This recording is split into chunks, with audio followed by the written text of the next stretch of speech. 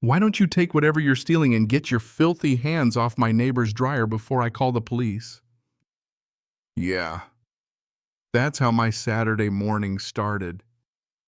Not even kidding. I'd barely wiped the sleep from my eyes. The sun's not even up all the way. I'm in my favorite blue pajama pants and this old tank top that's seen better days standing in my own garage, just pulling warm clothes out of the dryer, minding my own business, breathing in that fresh laundry smell. And then out of nowhere, her voice just slices through the peace like a chainsaw.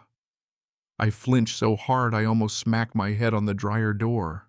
So picture this. I turn around and there she is standing at the edge of my driveway, all righteous fury and helmet hair. You know, the type, she's got that old money look perfect blonde bob, fancy sweatsuit phone, clutched like a weapon. It's one of those moments where you're so confused, your brain just kind of stops. I'm thinking, who is this lady? Never seen her before. I've been here 3 years. I know most of my neighbors at least enough for a wave. I just stand there, laundry basket at my feet, holding up a pair of my own boxers, blinking like a deer in headlights. Do I know you? I ask. Big mistake. Her face goes from angry to full-on nuclear. You don't know me because you don't belong here. I'm the head of the neighborhood watch. I've been monitoring burglaries, people like you sneaking into garages. I'm calling 911 right now, and before I can process any of that, she's dialing. I'm trying to keep it together like, ma'am, this is my house. I live here. See the lawnmower, my kid's bike, those moving boxes I haven't unpacked. I even hold up my socks like this'll help. She doesn't care. She's already on with 911, shrieking about a very large, very aggressive black man stealing things, might be armed. I look down. I'm literally standing in my pajamas, holding a basket of laundry. This can't be real, right? My chest gets tight. Every part of me wants to scream. Instead, I step forward, hands raised, and say, please hang up. This is my home. My car's right there. My name's on the mailbox. She just keeps going. He's coming toward me. He's threatening me. Send backup. And then she vanishes, slamming the door behind her. And now I'm just standing there, heart racing, laundry everywhere, and I'm thinking, well, there goes my Saturday. And possibly my whole life. I hear her car fire up, not just any car, mind you, but this beast of a black Range Rover, and then crunch. The sound of wood and metal getting mangled. I bolt to the driveway. My fence, my pride and joy from last summer, is splinters. And her SUV is sitting right in the wreckage engine, still running her face in the rear view. She backs out, tire marks all over my grass, and peels off. I just stand there. In 5 minutes, I've gone from folding socks to starring in a bad episode of Cops. I pull out my phone, hands shaking, snapping photos of the disaster, fence, debris, tire tracks, my once perfect grass all wrecked, and then, of course, the sirens. They're coming for me, not her. I look at myself, tank top, pajama pants, pile of socks, broken fence, and all I can think is, this looks bad. I try to rehearse what I'll say. Officer, I live here. I don't know her. She called you and then she crashed her car into my fence. It sounds insane even to me. Cop car rolls up. 2 officers get out. One's older, looks tired of life. The other is young, sharp-eyed. Their hands hover near their belts. The older one says, "Sir, we received a call about a burglary." No question, just a statement. I take a breath. "Yes, officer, I'm the homeowner." A woman accused me, then drove through my fence. I point. Young officer looks at the wreckage. The older one doesn't even glance. The caller said you were trespassing and acting aggressively. I feel that familiar burn of frustration. With all due respect, she's lying. I've lived here 3 years. That's my garage, my laundry, my son's bike.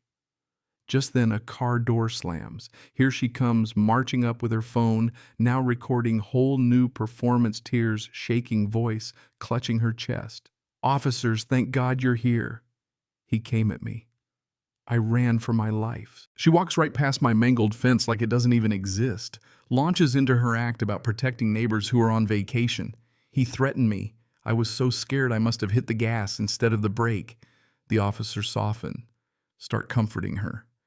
I try to interject. "That's not what happened." She screamed at me. "Destroyed my fence." The older officer glares at me. Sir, I need you to remain quiet while I speak with the victim. Victim. She actually gives me a smug little smile behind his back. The younger cop, though, looks back and forth, fence to Beverly, then to me. So you're saying this is your house? Yes, I say for the 10th time. And your neighbors are on vacation. No, the couple on one side are home. The other house has been for sale for 2 months. It's empty. He frowns, asks Beverly which neighbor's house she thought I was breaking into. She blurts out, the Ainsworths. Never heard of them. Young cop notes the lie. Older cop still on script. If you live here, tell me something inside the house I can see from the front window. Sure, I say, rattling off the blue sectional, the 3 photos of the Golden Gate Bridge, the yellow dinosaur toy on the coffee table. He checks, comes back, gives a barely there nod.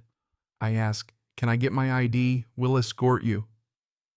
They walk me inside my own home like I'm a criminal. Watch me pick up my wallet, check my license. Address matches. They run it, hand it back. Nothing more. Suddenly, Mr. Gable, 2 houses down, shuffles over, eyes bouncing between us. Beverly grabs him. He tried to break into the Ainsworths. Gable frowns. There's no Ainsworths. That house is empty, she stammers. Well, I must have the name wrong. He could have ended it there, just said, he lives here. I see him every day.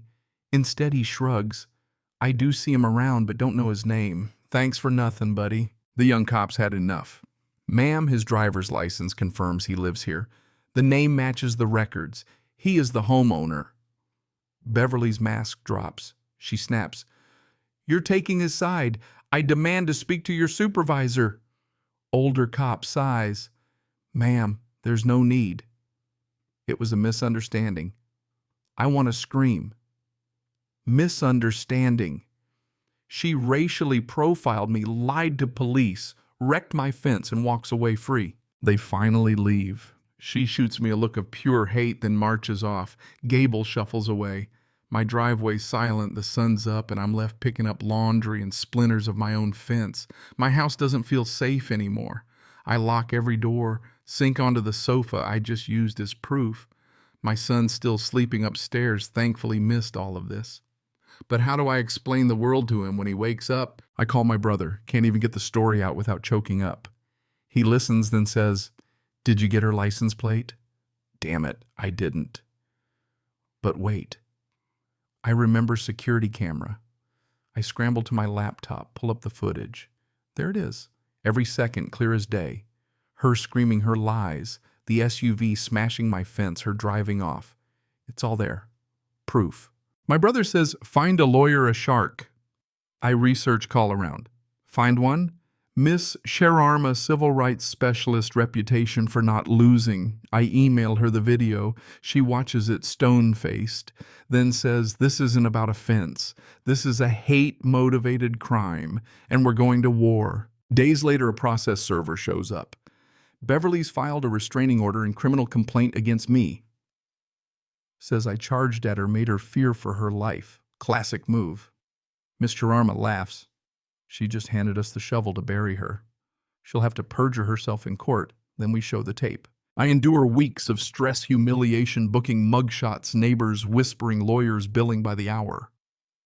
But my lawyer's relentless. She uncovers Beverly's history, false police calls, harassment, drove out an Indian family, framed a black caregiver, settled out of court to hide it. This isn't new for her. She's a serial bully, always wins until now. Deposition day, Shararma baits her, lets Beverly spin her victim story, then drops the video on the table. Beverly turns ghost pale. After that, DA drops all charges against me. Court dissolves her restraining order. Neighbors rally, rebuild my fence, donate for legal fees. The Indian family writes to support me. Suddenly, it's not just me, it's a movement. Facing ruin. Beverly settles. Pays everything my fees, therapy. Big damages. She's forced to apologize in writing to me, and her other victims goes to mandatory counseling, and the DA nails her with a criminal record for false reporting. She's finally officially the perp, not the victim. Now I walk down my block and feel the difference. People wave, stop to talk, help each other. That fence. It's more than wood. It's a line. This is where hate stops. My son plays in the yard again. I'm changed. I still get anxious when a cop car passes, but I know we made a stand. The system didn't work on its own. We forced it to. That's what justice took. So here's my question for you when you see someone weaponize fear status or race against a neighbor. Do you stay quiet or do you stand up? Because a fence won't keep out hate if nobody's willing to defend it. Drop your thoughts below.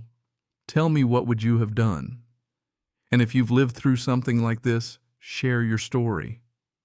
Maybe together we build something stronger than fences.